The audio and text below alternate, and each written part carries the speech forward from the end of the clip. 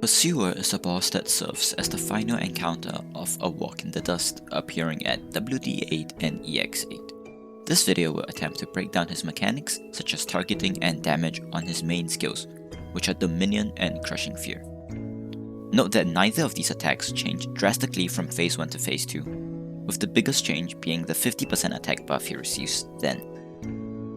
So let's talk about the Dominion attacks mechanics. Once in his first phase and thrice in his second phase, he marks an operator and after 1.5 seconds, he deals 100% of his attack as arts damage in a big AoE around them, 2 tiles in the cardinal directions and 1 in the ordinal ones. The targeting for this skill is what's interesting. The skill can target the same operator multiple times if you burst it hard enough, such as with a buffed Gardamir or Chen skill 3. However, it generally follows a priority list as follows. The first being the most DPS to him outside of the minion, regular targeting outside of the minion, followed by most DPS to him inside the minion, regular targeting in the minion, and finally himself. For instance, if your freshly deployed Surtur makes him pass his 75% and 50% health breakpoints, the first fog will be on Surtur, the next fog will be on your last deployed target other than Surtur. However, using a Nightingale cage can work to bait it, hence the regular targeting because taunts still work.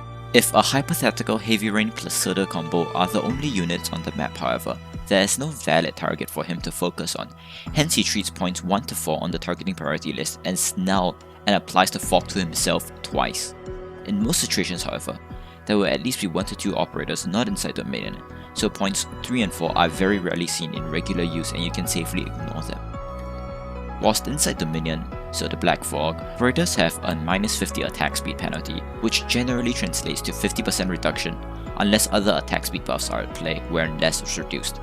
Pursuer also gains a shield whilst inside his fog, reducing art and physical damage taken from all sources by 50%, so essentially gimping your DPS twice.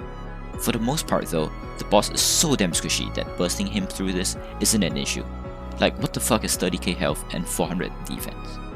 As for Crushing Fear, it's his main damaging attack that has a 20-second cooldown but spawns in at full charge. It's always centered around himself with a 2-tile radius, dealing 100% of his attack as arts damage, when in Phase 2, the range is slightly increased to 2.5 tiles.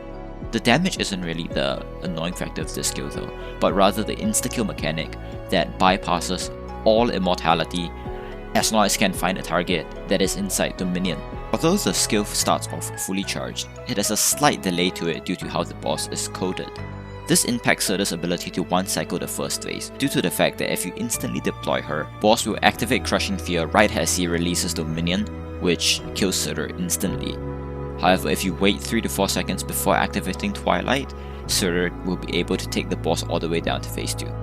A special caveat to this skill is that he will cast a global iteration of this attack upon reaching 0% HP on his first phase, so before he starts the revival animation. That's why the first cast of the minion is essential, as any operator caught in it just dies to the first phase, insta-kill. Anyways, thanks for watching and good luck with this event.